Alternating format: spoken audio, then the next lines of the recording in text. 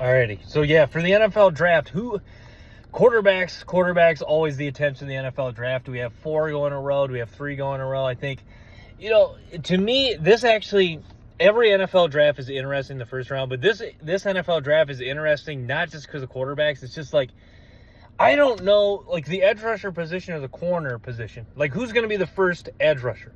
I think the consensus would say, I think most people in the media, NFL people would say Dallas Turner is going to be the first edge rusher off the board, but it could easily be Jared Verse. I wouldn't be surprised if it's Braylon Trice. I think that'd be a big surprise to most, but knowing the skill set Braylon Trice has, I don't think it's that surprising. So who is the first edge rusher off the board? Who is the first corner off the board?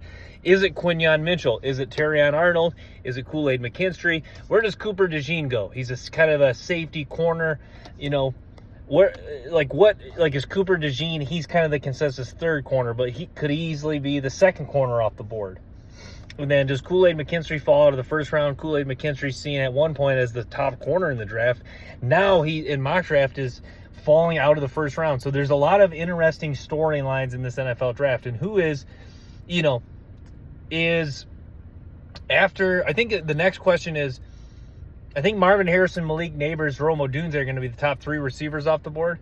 But then who is the fourth receiver off the board? I think that's a big question. I think a lot of people, who is the 4th and 5th best receiver in this draft? I think some people would say the 4th best receiver is Keon Coleman. Others would argue maybe it's Jacob Cowing, maybe it's Ladd McConkey. And that's the thing, Ladd McConkey might be the most interesting guy to watch in this NFL draft, because Ladd McConkey is a perfect example of why you can't get too fixated on rankings. Because if you're too fixated on rankings, that'll tell, like, you look at the wide receiver position and you'll say, I really like Rome Odunze, I really like Malik Neighbors, I really like Marvin Harrison, and Ladd McConkey's he's not even in the top 3 wide receivers. How good can this guy be in the NFL if he's not a top 3 wide receiver?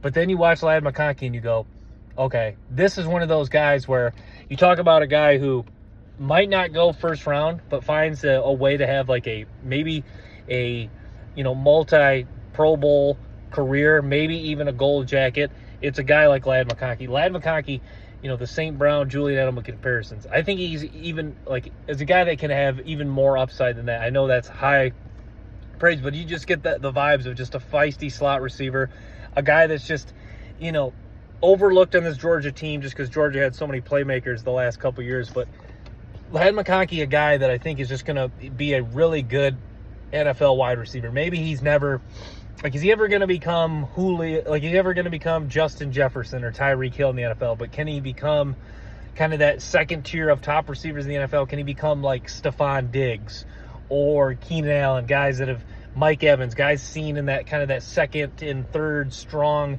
really good receiver tier in the NFL? I think he certainly can be in that conversation. But yeah, as far as, probably won't be Justin Jefferson, probably won't be Tyreek Hill, the tier 1 elite receivers in the NFL, but certainly will make a case as, or certainly has a chance to be, potentially tier 2, tier 3 receiver. But you see this all the time. You're comparing him to Amon-Ra St. Brown. Amon-Ra St. Brown was what, like the 13th, 14th receiver off the board, and you think, yeah, St. Brown could be a really good player. Turns out he might be the, second best receiver in that draft, behind Jamar Chase. Like him and Jamar Chase, I forget. This is bad. I forget who else was in that draft, but that's the thing. Like, you think, so he was only the second best receiver in that draft. But look at Jamar Chase, arguably a top 5 wide receiver. Amon-Ra St. Brown, top 10 wide receiver, maybe top 8, top 7, arguably top 6. So that's the thing with Ladd McConkey. This could be a draft you look back on, and Marvin Harrison, Malik Neighbors, Rome Odunze could end up being top 5, top 8 receivers, and Ladd McConkey could end up being a top 10, 11 receiver. So the point I'm trying to make is this receiver class is so talented, and Ladd McConkey is just one of those typical guys that's just right up there, but rankings just kind of, just the way, the rankings kind of shake up. He's just not going to be one of the top 3 receivers off the board, but has a chance to be, one of the top receivers in the NFL eventually, if it's not as a rookie.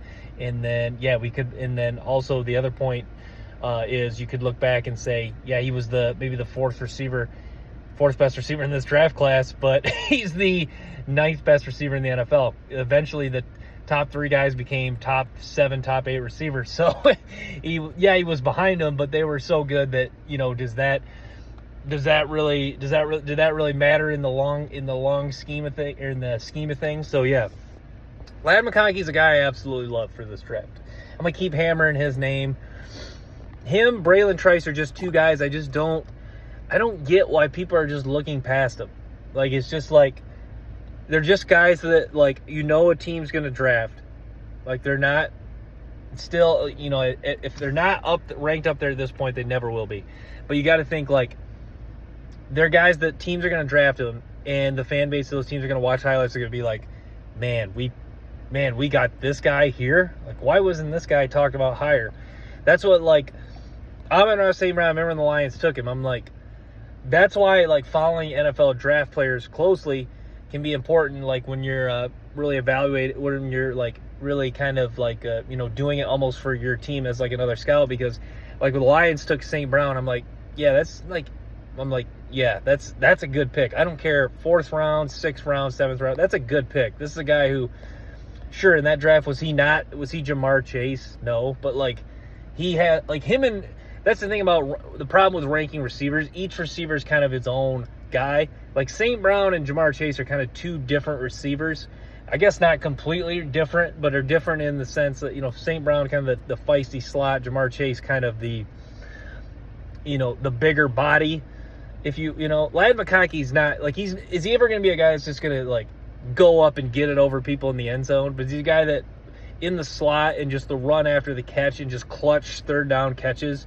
Like Julian Edelman asked, St. Brown asked, can he be that guy? Absolutely. So that's why I love Ladd McConkey, and that's why I compare him to St. Brown. So, but yeah, really excited for this NFL draft. A lot of defensive players I like. Laiatu Latu's another guy that I really like too. So, yeah, really looking forward to it.